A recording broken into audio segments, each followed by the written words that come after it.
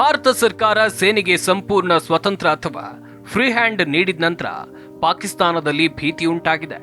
ಅಲ್ಲಿನ ಸಚಿವರು ಭಾರತ 24ರಿಂದ 36 ಗಂಟೆಗಳಲ್ಲಿ ಮಿಲಿಟರಿ ಕ್ರಮ ಕೈಗೊಳ್ಳುತ್ತೆ ಅಂತ ಹೇಳ್ತಿದ್ದಾರೆ. ವಿಶ್ವಸಂಸ್ಥೆಯ ಪ್ರಧಾನ ಕಾರ್ಯದರ್ಶಿ ಸೇರಿದಂತೆ ವಿಶ್ವದಾದ್ಯಂತ ನಾಯಕರು ಪಹಲ್ಗಾಮ್ ಭಯೋತ್ಪಾದಕ ದಾಳಿಯನ್ನ ಬಹಿರಂಗವಾಗಿ ಖಂಡಿಸಿದ್ದಾರೆ.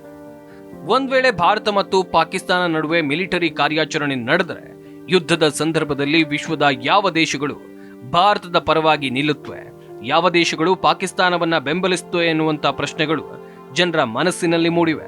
ಮೊದಲನೇದಾಗಿ ಭಯೋತ್ಪಾದಕ ದಾಳಿಯಲ್ಲಿ ಮುಗ್ಧ ನಾಗರಿಕರ ರಕ್ತ ಹರಿಸಲಾಗಿದೆ. ಹೀಗಾಗಿ ಯಾವುದೇ ದೇಶವು ಪಾಕಿಸ್ತಾನವನ್ನ ಬಹಿರಂಗವಾಗಿ ಬೆಂಬಲಿಸೋದಿಲ್ಲ.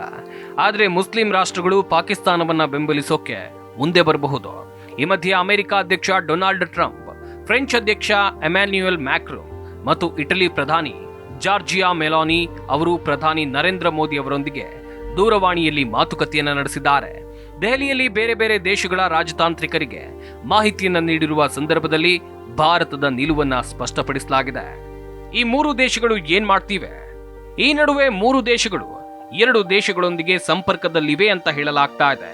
ಸೌದಿ ಅರೇಬಿಯಾ, ಯುಕೆ ಮತ್ತು ಇರಾನ್ ಸದ್ಯಕ್ಕೆ 2 ದೇಶಗಳೊಂದಿಗೆ ಮಾತುಕತೆಯನ್ನ ನಡೆಸ್ತಾ ಇವೆ. 2 ಪರಮಾಣು ಶಸ್ತ್ರಸಜ್ಜಿತ ದೇಶಗಳ ನಡುವೆ ಉದ್ವಿಗ್ನತೆ ಹೆಚ್ಚಿರೋದ್ರಿಂದ ಈ ದೇಶಗಳು ಸಮನ್ವಯತೆಯನ್ನ ತರೋಕೆ ಪ್ರಯತ್ನವನ್ನ ಮಾಡ್ತಾ ಇದೆ. ಆದರೆ ಭಯೋತ್ಪಾದನೆಯ ವಿಷಯದಲ್ಲಿ ಅಂತಾರಾಷ್ಟ್ರೀಯ ಸಮುದಾಯವು ಭಾರತದ ಬಗ್ಗೆ ಸಹಾನುಭೂತಿಯನ್ನು ಹೊಂದಿದೆ. ಆದರೂ ಕೆಲವು ದೇಶಗಳು ಪಾಕಿಸ್ತಾನವನ್ನ ರಹಸ್ಯವಾಗಿ ಬೆಂಬಲಿಸ್ತಾ ಇರೋದು ಕಾಣ್ತಾ ಇದೆ. ಪಾಕಿಸ್ತಾನವನ್ನ ಬೆಂಬಲಿಸ್ತಾ ಇರೋರು ಯಾರು? ಪಾಕಿಸ್ತಾನಕ್ಕೆ ತಮ್ಮ ಬೆಂಬಲ ಇದೆ ಎನ್ನುವುದು ಯಾವುದೇ ದೇಶ ಬಹಿರಂಗವಾಗಿ ಹೇಳ್ತಾ ಇಲ್ಲ. ಆದರೆ ಇತ್ತೀಚಿನ ದಿನಗಳಲ್ಲಿ ಪಾಕಿಸ್ತಾನದೊಂದಿಗೆ ತಮ್ಮ ಆಪ್ತತೆಯನ್ನ ಹೆಚ್ಚಿಸಿಕೊಂಡಿರುವ 2 ದೇಶಗಳಿವೆ.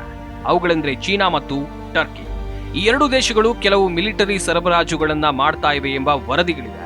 ಪಾಕಿಸ್ತಾನದ ಸಾಮಾಜಿಕ ಮಾಧ್ಯಮದಲ್ಲಿ ಟರ್ಕಿಶ್ ಮಿಲಿಟರಿ ವಿಮಾನದ ಮೂಲಕ ಯುದ್ಧ ಸಲಕರಣೆಗಳನ್ನ ತಲುಪಿಸಲಾಗಿದೆ ಅಂತ ಹೇಳಲಾಗಿದೆ.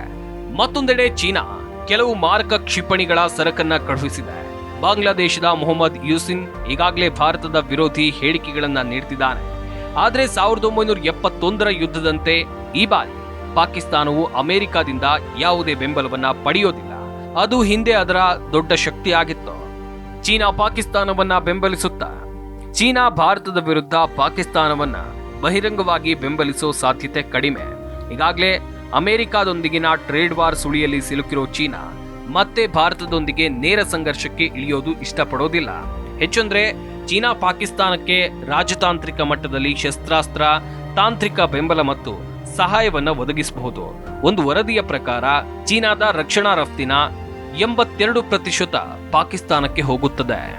ಟರ್ಕಿಯೇ ನಾಯಕನಾಗಲು ಕಾರಣವೇನು?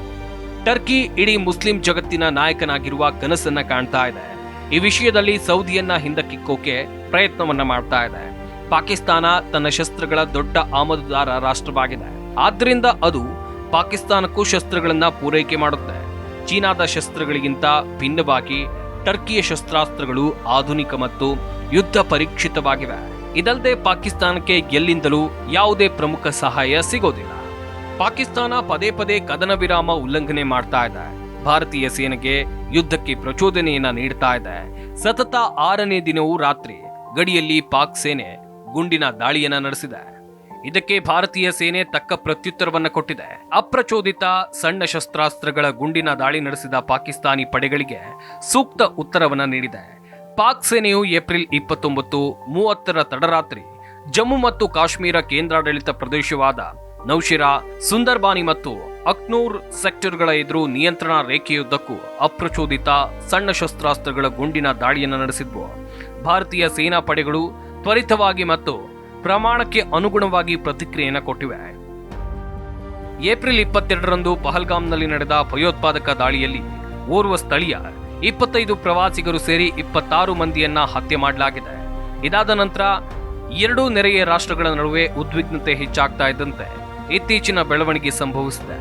ಮಂಗಳವಾರ ಜಮ್ಮು ಮತ್ತು ಕಾಶ್ಮೀರದ ಅಕ್ನೂರ್ ವಲಯದ ಜೊತೆಗೆ ಕುಪ್ವಾರ ಮತ್ತು ಬಾರಾಮುಲ್ಲಾ ಜಿಲ್ಲೆಗಳ ಎದುರಿನ ಪ್ರದೇಶಗಳಲ್ಲಿ ಪಾಕಿಸ್ತಾನಿ ಪಡೆಗಳು ಕದನ ವಿರಾಮವನ್ನ ಉಲ್ಲಂಘಿಸಿವೆ. ಈ ಪ್ರಚೋದನೆಗೆ ಭಾರತೀಯ ಸೇನೆಯು ಪರಿಣಾಮಕಾರಿಯಾಗಿ ಪ್ರತಿಕ್ರಿಯೆಯನ್ನ ಕೊಟ್ಟಿದೆ ಅಂತ ವರದಿಯಾಗಿದೆ. ಭಾರತ ಸಿಂಧೂ ಜಲ ಒಪ್ಪಂದವನ್ನ ಅಮಾನತುಗೊಳಿಸಿತ್ತು ಮತ್ತು ಅಟ್ಟಾರಿ ಗಡಿಯನ್ನ ಸಂಚಾರಕ್ಕೆ ಮುಚ್ಚಿತ್ತು. ಆದರೆ ಪಾಕಿಸ್ತಾನವು 1972ರ ಪಾಕ್ ಶಿಮ್ಲಾ ಒಪ್ಪಂದವನ್ನ ಸ್ಥಗಿತಗೊಳಿಸುವುದಾಗಿ ಘೋಷಣೆ ಮಾಡಿದೆ. 24ರಿಂದ 36 ಗಂಟೆಯೊಳಗೆ ಭಾರತ ನಮ್ಮ ಮೇಲೆ ದಾಳಿಯನ್ನ ನಡೆಸಬಹುದು ಅಂತೇಳಿ ಪಾಕಿಸ್ತಾನ ಸಚಿವರೊಬ್ಬರು ಹೇಳಿಕೆಯನ್ನ ಕೊಟ್ಟಿದ್ದಾರೆ. ಇದೀಗ ಭಾರತ ಏನ್ ಮಾಡಬಹುದು ಎನ್ನುವ ಭಯದಲ್ಲಿ ಪಾಕಿಸ್ತಾನ ಇದೆ. ಮುಂದಿನ 36 ಗಂಟೆ ಒಳಗೆ ದಾಳಿ ನಡೆಸಬಹುದು ಅಂತ ಹೆದರಿ ಕುಳಿತಿದೆ. ಭಾರತೀಯ ಸೇನಾ ದಾಳಿಯ ಬೆದರಿಕೆಗೆ ಪಾಕಿಸ್ತಾನ ಸೇನೆಯ ಒಳಗೆ ಅವ್ಯವಸ್ಥೆಯನ್ನ ಹುಟ್ಟುಹಾಕಿದೆ ಅಂತ ವರದಿಗಳು ಹೇಳ್ತಾ ಇವೆ.